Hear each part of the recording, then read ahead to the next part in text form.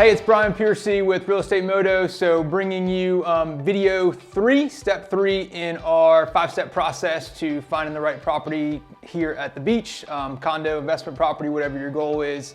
Hopefully you've enjoyed the first couple as we're kind of working our way through this process. So this is talking about kind of what you can afford, and really we talk a little bit about the kind of the lending world and how it's different for these types of properties than what you kind of may be useful with. So if it's a cash purchase, not that it completely isn't relevant, because when we dive into the numbers a little bit, it makes some sense for you, but this is talking about kind of the way that the loan world works for these types of properties without getting super technical, and I can't get technical about it if you kind of understand the financing world, but basically these types of properties that have the ability to be rented short term, if you think about it, has a front desk potentially in the building, even if you don't use it, the term is it's a non-warrantable property. What that means is that your big guys like your Bank of America, Wells Fargo, typically they're going to give you a loan on a property and they're going to sell it tomorrow on the secondary market to Fannie Mae, Freddie Mac, some of those government-backed entities, and those are warrantable properties. That doesn't exist for the condo-tail types of properties that we're talking for the most part. Not that they all fit into that realm, but for the most part, they do. So your options are mostly with some of the local banks that we've got in town. They created what are called portfolio programs, where they're going to give you a loan today, not going to sell it. You're going to continue with a banking relationship with that bank. So there are a handful of local banks that have that. We've got connections to all those sources, but typically 20-25% down is the norm.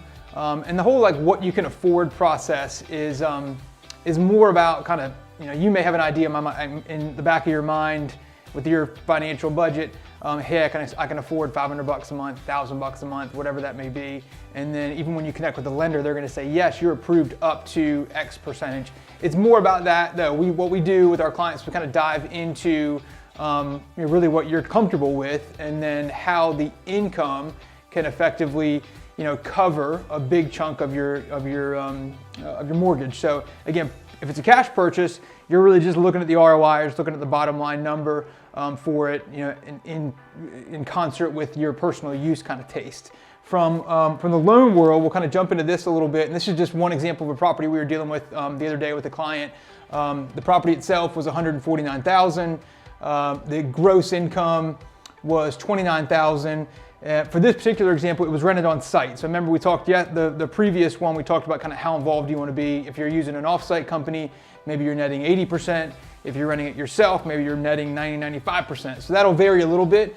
This particular example, it was rented on site. 65% was going to the owner.